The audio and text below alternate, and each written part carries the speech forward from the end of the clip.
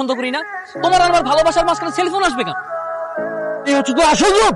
জেগে জেগে ফোনে কথা বলিস, না আমি যাই এসব রঙ্গলীলা করিস তুই। বন্ধু আমি তো ঘুরতেই পারি, এটা তোমার সমস্যা কি? এই তোকে একটা ফোন কিনে দেয়া। এখন তো বাস্তব উদাহরণ, আমি আমার বন্ধু বান্ধবের সাথে ঘুরবো ফিরবো যাচ্ছি, তাই ডিভোর্স দাও। সংসারের ডিভোর্স হয়ে যাচ্ছে। এর মধ্যে আমি তোকে সবকিছু পাঠিয়ে দেবো। আমি তোমাকে ভালোবাসি, আমি চাই না তোমাকে হারাতে। না তোমার আর আমার ডিভোর্স হবে না, তার কি কোনো গ্যারান্টি? আমি জানতাম তো এমন একটা উদাহরণ যে তুমি টানবে, আমি ঠিক। আমি তো ভার্সিটিতে। শোনো, আমি চোখের সামনে যেমন তেমন উদাহরণ দিতেছো। মা ফোন দিছে, বলতেছে সে নাকি ভার্সিটিতে আছে।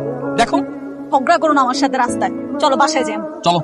আচ্ছা আমি তো ঠিক আছি তাই না? আচ্ছা আমি তোমাকে ঠিক মতো ভাবিকে বলুন না একটু ফোনটা রাখ, বের হবো, আমার দেরি হয়ে যাচ্ছে। মনে হয় কি ওর মায়ের সাথে কোনো জরুরি ব্যাপারে কথা বলছে। আপনি অপেক্ষা করুন না, এখনই শেষ হয়ে যাবে, আমি বলছি তো। অত্যাচার করতে থাকেন তাহলে হবে বলেন? আপনারা এই যুগের স্মার্ট মানুষ। এখন সমস্যা আছে তো, কি মতো মোবাইল ফোন কেনা হয়নি। আচ্ছা মা ঠিক আছে, ভাবি আপনার ফোনটা ধন্যবাদ। ঠিক আছে, বলে কিছু মনে করবেন না। না না ভাবি, কি মনে করবো বলুন না। কথা বলে একটু তাড়াতাড়ি শেষ করবেন, আমারও তো কাজ থাকতে পারে নাকি? সরি ভাবি, এরকম হবে না। কোনো সমস্যা নেই, আমাদের জন্য তাতে লেট হয়ে গেছে। কোথায় যেন বের হয়ে চল। কি হয়েছে বলো? সামান্য বিষয় নিয়ে মন খারাপ করে বোকা। খবরটা একদম চাপাবাজি করবে। রোজ মানুষের কথা শুনতে তোমার কাছে খুব গর্ববোধ মনে হলো, আমার কাছে বিষয়টা খুবই মোবাইল ফোন হচ্ছে আমাদের দৈনন্দিন জীবনে ব্যবহৃত সবচেয়ে অপ্রয়োজনীয় বস্তু। সত্যি সত্যি প্রয়োজনীয় হতো আমি তোমাকে অবশ্যই কিনে সর্বোচ্চ কত মিনিট কথা বলবো, সাথে 24 ঘন্টা রাখার কি দরকার? আমরা তো ওয়াশরুমে মাত্র 2 বার যাই, ওয়াশরুম রাখার কি দরকার আমাদের? সর্বনাশ, আমি জানতাম যে তোমার মাথার স্ক্রুটা ঢিলা, এই স্ক্রুটাও যে পড়ে গেছে সেটা তো জানতাম। কি ওয়াশরুমের তুলনা দিচ্ছ? তুমি যেমন কথা বলছো ঠিক তেমনই উত্তর পাচ্ছ আমার। আস্তে আস্তে লেট হয়ে গেছে বুঝছো কাপুর সাহেব, তাহলে নিয়ে আর পারলাম না।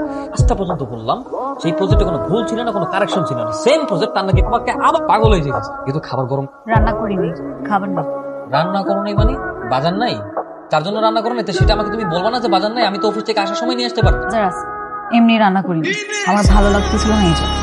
কোন ধরনের কথা? আমি সারাদিন এখন অফিস করে এসে না খেয়ে থাকবো? হোটেলে গিয়ে খেয়ে আসলো। মহা ঝামেলায় বললাম তো। তো কি এরকম এইভাবে কথা বলছো কেন? কি সমস্যা?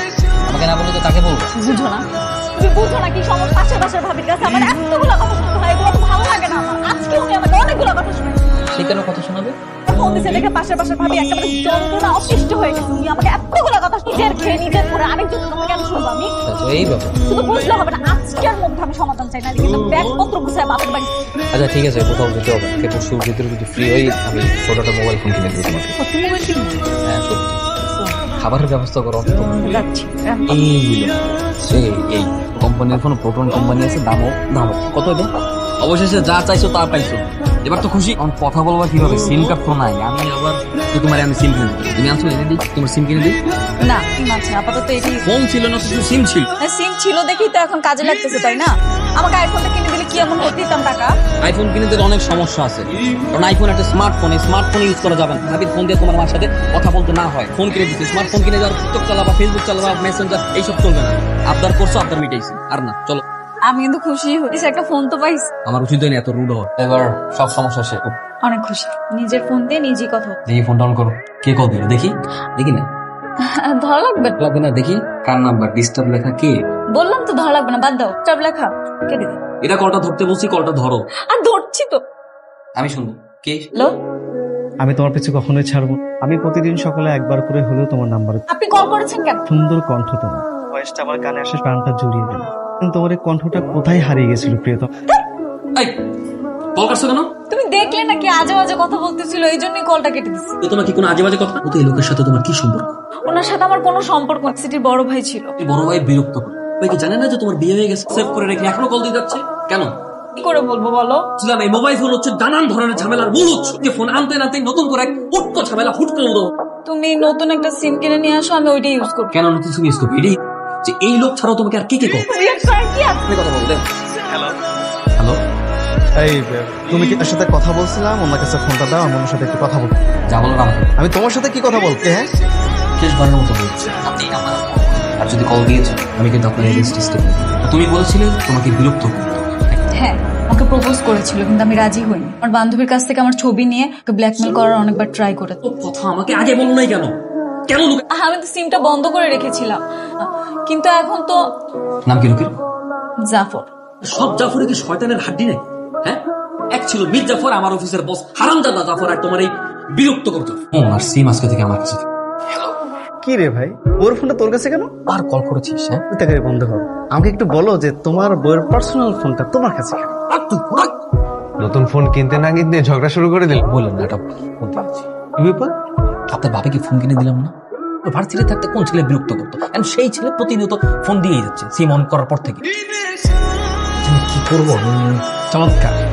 অফিস থেকে একটা কফির আড্ডাখানা বানানো হয়েছে। এত ইচ্ছা থাকলে অফিস শেষ করে বাইরে যাতে সারা রাত ধরে আড্ডাতে কোনো প্রকার আড্ডা চলবে না। গল্প করছি না তো স্যার, আমরা অফিসিয়াল কাজই করছি। এগুলো সবাই এগিয়ে যেতে পারবো, আপনার প্রমোশন সেটা নিয়ে মূলত স্যার ছোটখাটো ডিসকাস করছি। যে আমার মনের মতো হওয়ার জন্য আপনারা কি টাইপের কাজ করেন? ভাগ্যটা অনেক ভালো, খাটটা ধাক্কা দিয়ে অফিস থেকে বের করে। আমরা তো প্রতিনিয়ত এই ব্যাপারে সবসময় সক্রিয় করেছি। আপনার মতো একটা ভালো মানুষের আন্ডারে আমরা কাজ করতে পারছি, এই জন্যই তো আমাদের এত ফ্রিডম, এত স্বাধীনতা, তাই না স্যার? দাঁড়িয়ে আছে কেন? বুঝতে অসুবিধা হচ্ছে না তো?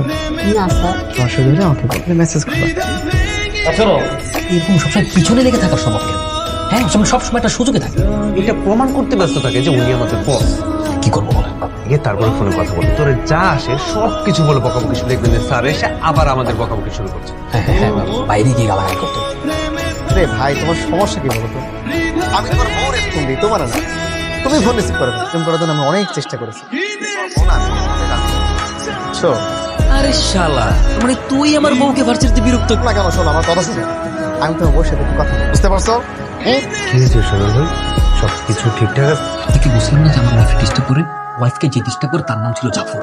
একটু আগে যখন ফোনে কথা বলতে, এই যে আমাদের যে অফিসের বস হারামদাদা জাফর, ওই জাফর আর এই জাফর সেম মানুষ, একই লোক। কিভাবে সম্ভব? মানে এটা তো পুরোটা মিরাক্কেল ঘটনা। ও মাথায় উঠে গেছে। আমি যে কি করবো রুবেল সাহেব, আমি বুঝতে পারছি না। আচ্ছা দাঁড়ান, আমাদের ভার্সিটির সেই জাফর ভাই। হ্যাঁ, তোমাকে কথা দিচ্ছি, আমি ওই হারামজাদাটার কি অবস্থা করবো তুমি কল্পনা করতে পারবে না। করিয়ে যাও হবে?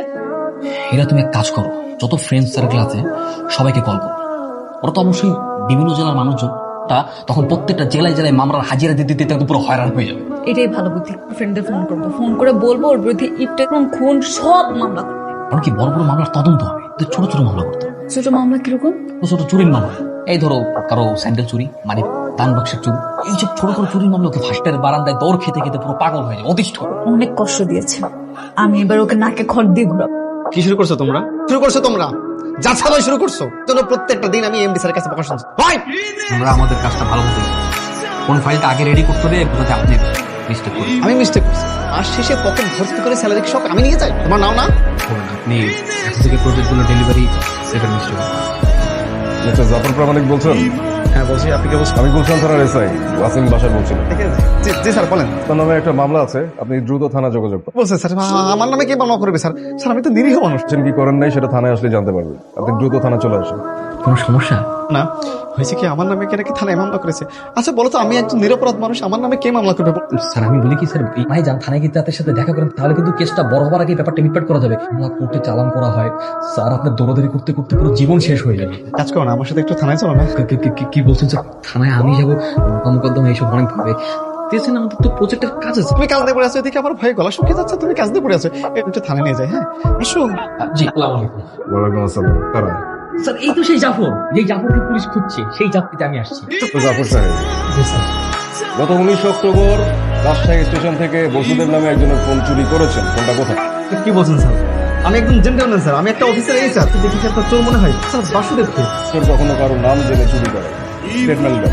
স্বীকার করেন না স্যার, কিন্তু থানা পুলিশের কাছে সব স্বীকার করেন যদি নিয়ে থাকে স্যার, প্লিজ স্যার স্বীকার করেন।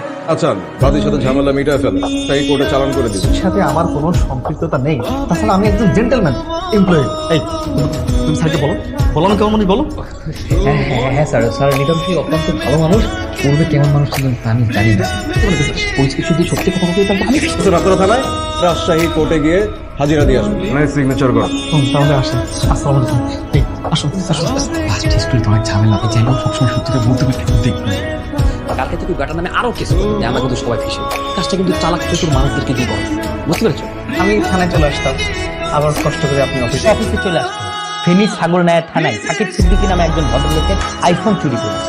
রাজশাহী মাইপাড়া তামিম খন্দকার মানি ব্যাগ এবং তার দামি আন্ডারওয়্যার এর ভ্যানিটি ব্যাগ চুরি করেছে। আমি আপনি সমস্ত এলাকার নাম বলছেন, যে সমস্ত মানুষদের নাম বলছেন, আমি চিনি না কাউকে স্যার, আপনি বিশ্বাস করেছেন? বলেছে ভিত্তিহীন, কেসের সাক্ষী আছে।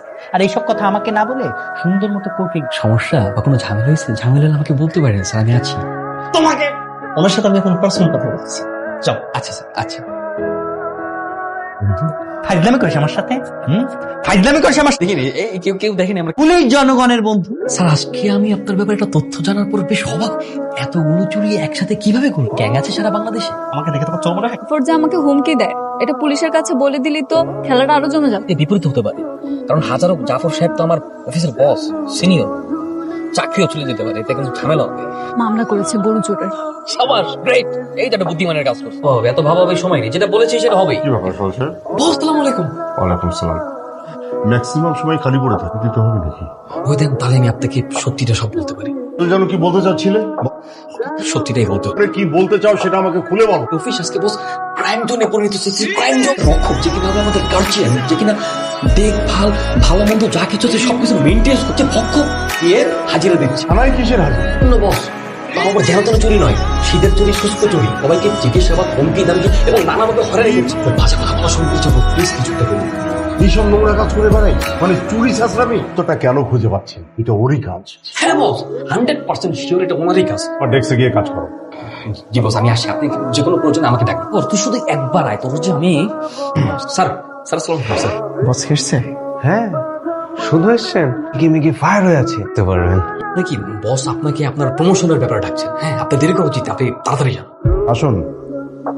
চিটাগাং গেছিলাম তো, ওখান থেকে আসতে একটু লেট হয়ে ছিল, এটা ছিল, ওটা ছিল, সেই জন্য দেরি হয়েছে। 15টা দিন আপনি সঠিক সময়ে অফিসে আসেন। অফিসে অনুপস্থিত থাকেন কেন? আপনার বিয়েতে গেছিলাম স্যার। বোনের বিয়ে?